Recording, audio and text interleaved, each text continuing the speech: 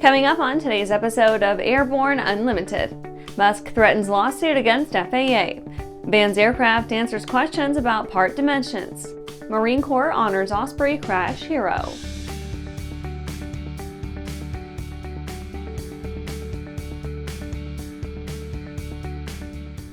Welcome to Airborne Unlimited. I'm your host, Holland Lee.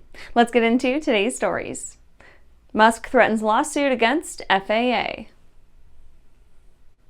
SpaceX CEO Elon Musk has threatened to sue the FAA over recent fines. He claims that the agency's proposed penalties are an overreach of power and politically driven.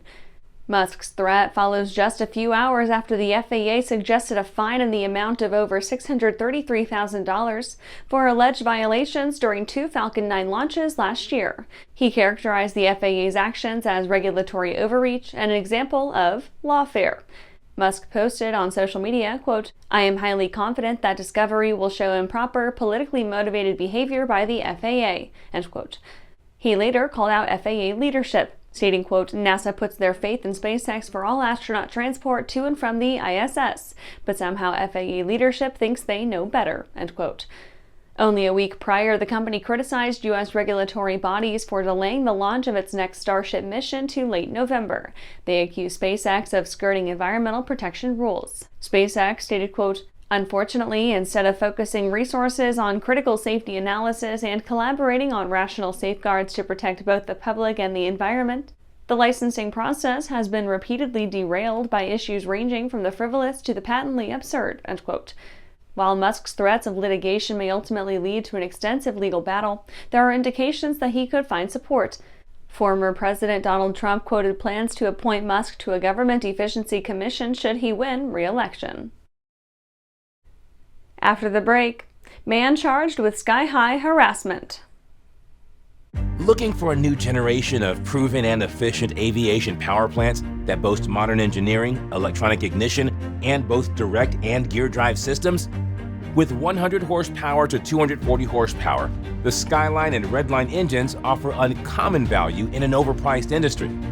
Whether you are looking for fixed wing or rotor, MW Fly Americas has been established to service the American market with dedication and expertise. MWFlyAmericas.com.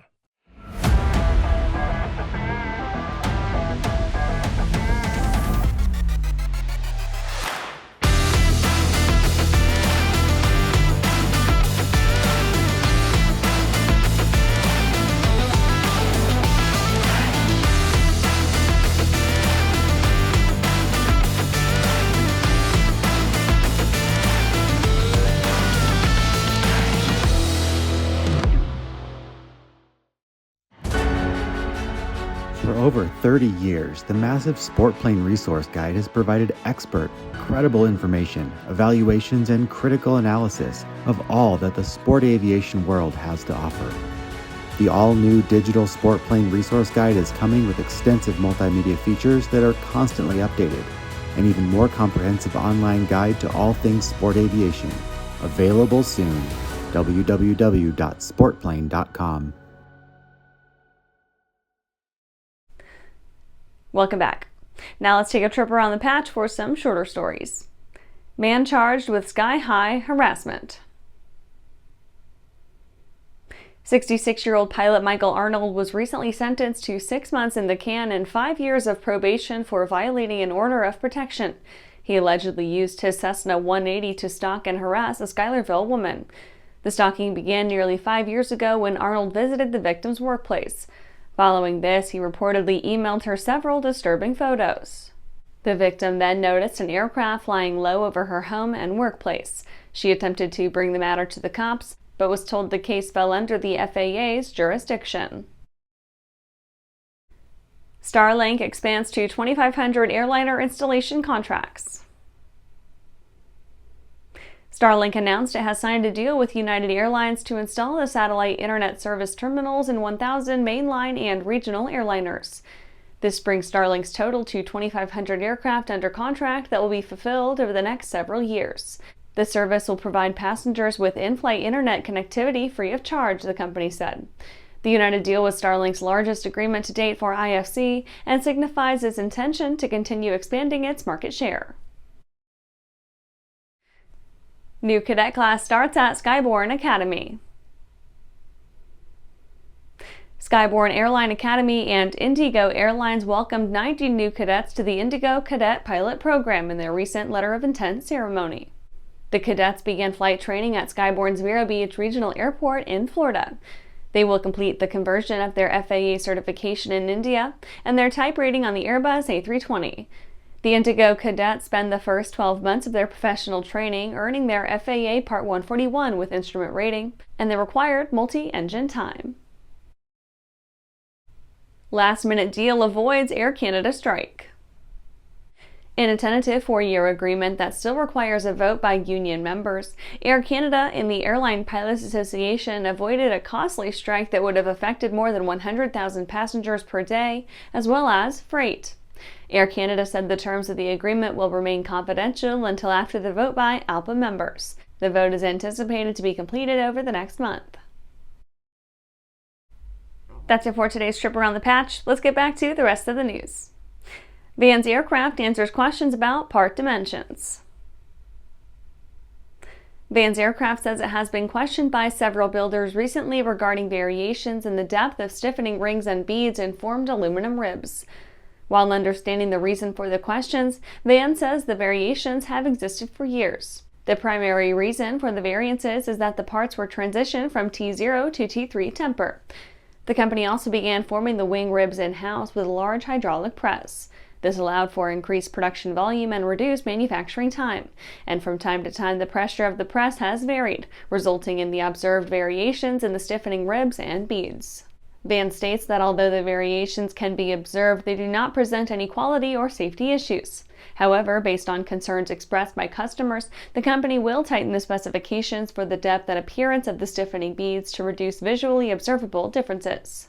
The company mentioned, by way of historical perspective, that in earlier years of aluminum home-built aircraft, builders fabricated their own wing ribs. This was done by hand-forming them over wood blocks using a soft hammer bending process, and there were often no stiffening rings or beads in the ribs. Most ribs for home builds back then were usually made from 2024 T3 aluminum. After these messages, Marine Corps honors Osprey crash hero.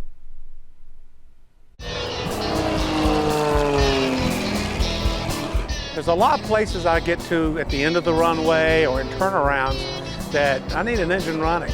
So for me, it's very important to have a product that I'm absolutely confident with. I am very confident with the Trailblazer propeller. And when I'm flying air shows, I know that propeller is going to be right for me.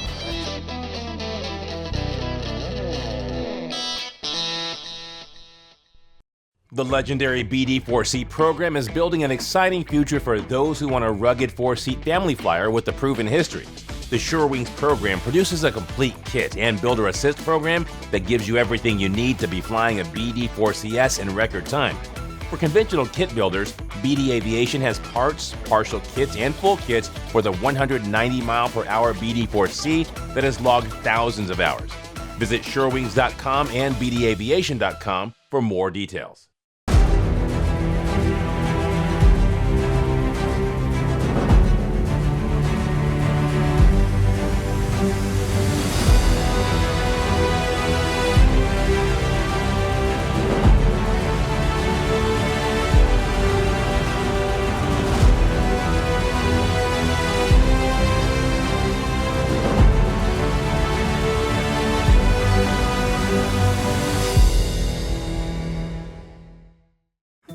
Well, hello, fellow pilot. I'm John King. And I'm Martha King.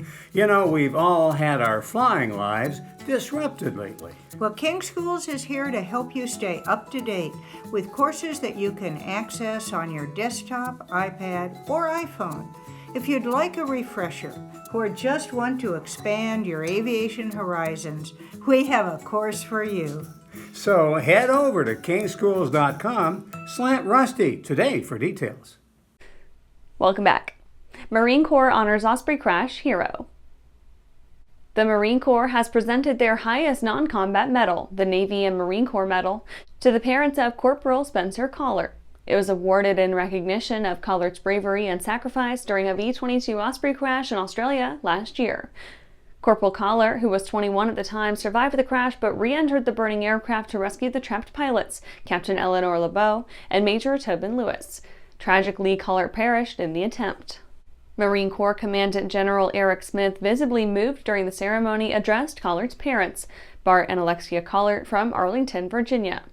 Smith stated, quote, "You raised a Marine who in the final moments of his life thought not of himself but of his fellow Marines. He didn't stop to think of the fire or the danger," end quote.